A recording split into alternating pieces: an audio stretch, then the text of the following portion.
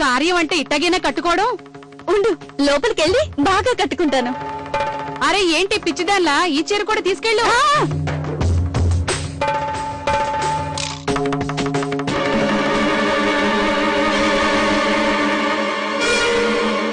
వెళ్ళిన పనయిందా? ఏం చేస్తున్నావయ్యా ఇప్పుడు? ఆ చెప్పులు ఎందుకు? ఇవన్నీ బాగు చేద్దామని. పెద్దగా పాడవలేదులే, కొంచెం కష్టపడితే చాలు బాగుపడిపోతాయి.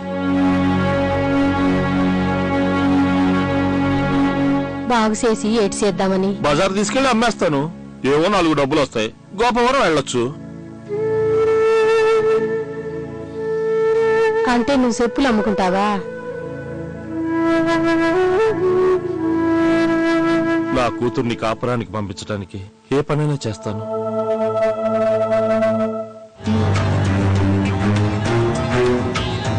ఇది పుట్టినప్పుడేమన్నావు?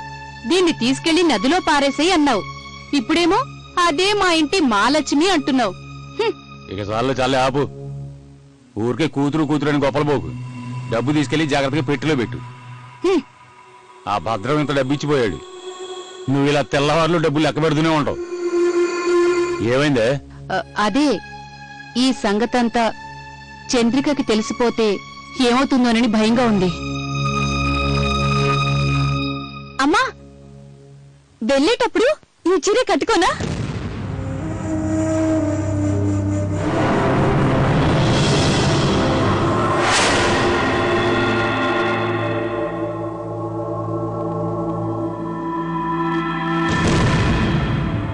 రండి బాబు రండి, ఇటు చూడండి, జత 10 రూపాయలు మాత్రమే.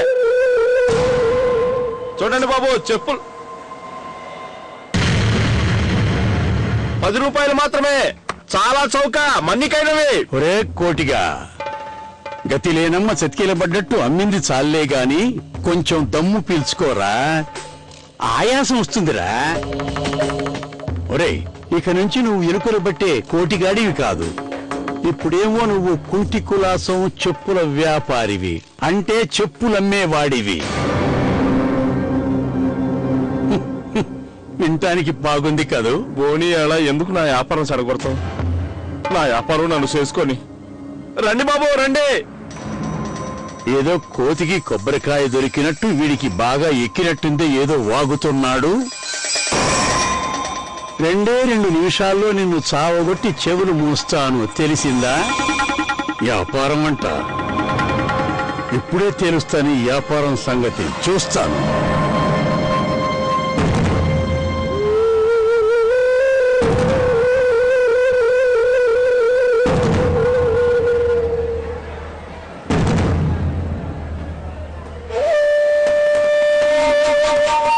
రండి బాబు రండి.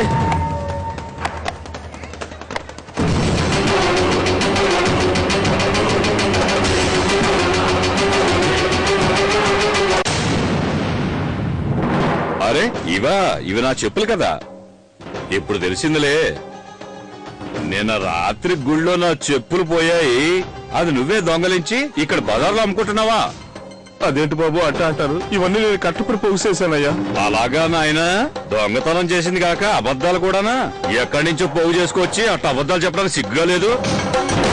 భలే ఉందే, నేను ఊరంతా వెతికాను, నా చెప్పులు ఎక్కడున్నాయా?